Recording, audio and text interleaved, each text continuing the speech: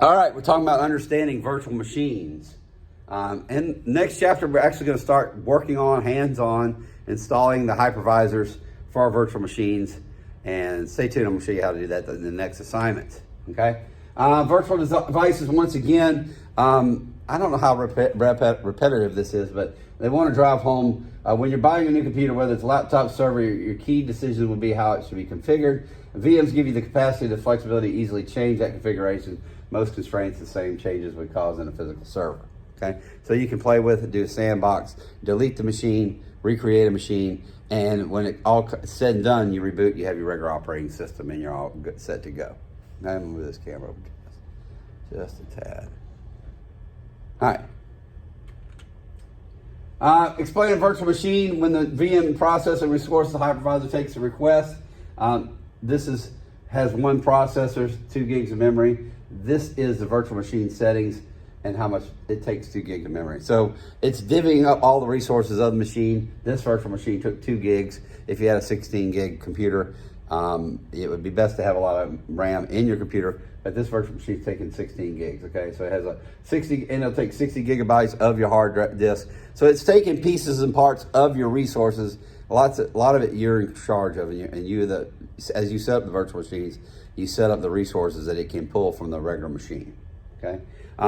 Once again, these are all virtual devices, and like virtual devices, we know it's virtual, but the rest of the machines and the rest of the computers, the operating system, a lot of times get fooled into believing that some things that are virtual are actually real things, okay?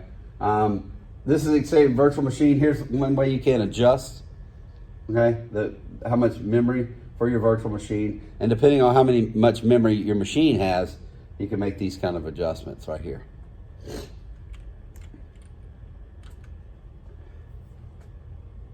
This is a very interesting concept. It's how the NIC works. Even on this machine, I have the virtual box on this computer that's sitting right here, that's installed, that's connected here, and it has several virtual network interface cards. Okay, this is one of the things that I, as a human, know that these are not real network cards, but a lot of the machines don't know that these network cards are not real. And so this is how this works. Let me get over here on this side of it, this diagram. Each with one or more interface cards, a virtual network, physical NICs is shown. This right here, where I'm pointing right here, is the main network interface card of your real machine, okay? And this is a virtual switch, and this is a virtual switch, and this is a hypervisor. These are the virtual NICs on the virtual machines right here. This virtual machine has 2 network interface cards. This one has a network interface cards. And see how the virtual switches feed it back through the NIC, okay? So this keeps more separated. Remember the joke about the plate, the lunchroom plate, where they have the, your food doesn't touch each other. And if you're somebody who doesn't like your food touching you, this is very secure because you would have to go through here, go through this virtual switch and go all the way over this virtual machine to try to if you were a hacker and wanted to get in here. So there's a lot of security here. These virtual switches connect to the virtual NIC. So they're kind of almost hidden behind these virtual switches. So it's really hard to get to these virtual NICs are controlled. And so this is a very interesting way to have, if you IP config the computer, IP config all those NICs show up, and it looks like it's got a lot of network interface cards. And it really only has, one physical card, several virtual cards, okay? This book is filled full of diagrams, illustrates the virtual machine's view of storage resources, all right? And so this is the hardware on the bottom line of the real computer, the RAM, the processor, the network interface card, and the hard drive space that's real, okay? Up here, the hypervisor software is virtual stuff. And so it takes a C drive, a D drive, and it pulls 30 gigabytes of this hard drive. So this is, notice that this is reality right here. I don't know if I could draw it or not. Right here is reality, right? And then this is all virtual things. And so this shows you the human, of course, a device, an operating system that thinks it's a whole real machine, okay? And so there's a lot of opportunities to do virtual things where we as a human know that it's virtual, but a lot of the machines don't know.